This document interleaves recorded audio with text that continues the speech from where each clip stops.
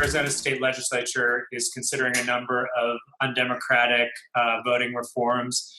Can you run through what they are for people who might not know about that, and then tell us what the Democratic Party of Arizona is doing to fight this effort? Yes, thank you for that question. You know, in Arizona, we're seeing that the action is in the reaction.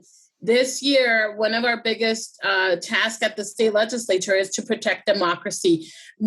Both chambers have seen many bills that are anti-democracy bills. That's what we call them, really creating restrictions to accessing the ballot box as well as accessing the initiative process. So in the Senate, we are seeing bills that would purge a person from the permanent early voting list. If somebody doesn't vote in a primary through their early ballot that they have requested, they could get purged from the permanent early voting list. And what we say is if you take the P away from the permanent early voting list, it becomes the evil.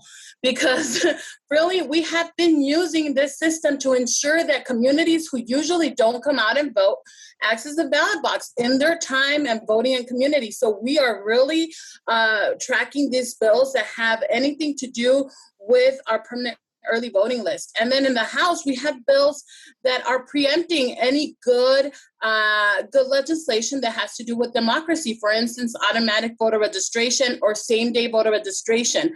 So just yesterday, we were on the floor debating these bills where we would prohibit same-day voter registration and automatic voter registration.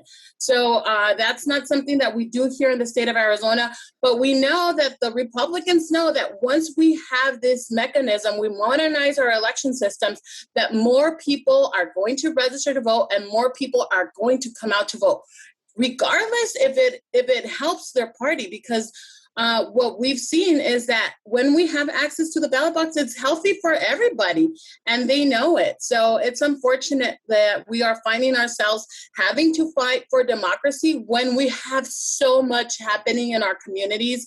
We have yet to execute a good strategic plan when it comes for COVID relief, good strategic plan when it comes to COVID testing or the vaccination. So we're focused instead on making it harder to vote. Yeah. And isn't there a measure that would allow the state legislature to overturn the popular vote of the people in presidential elections? That's correct. There was a measure introduced that it would take the power. It's a power grab.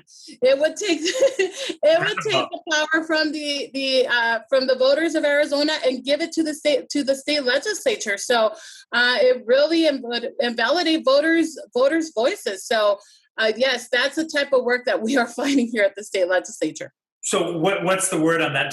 Would that bill actually pass? Could it actually pass? Look, Eric, at this moment, we are not taking anything for granted.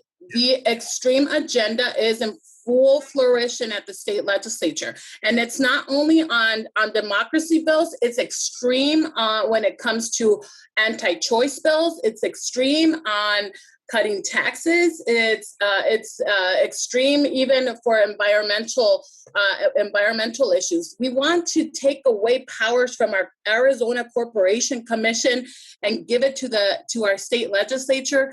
We want to incarcerate women and doctors if anybody is involved with abortion. And so Republicans right now are really trying to make it known where they stand, and we are not taking anything for granted. We're debating every single bill. They're getting through to committee.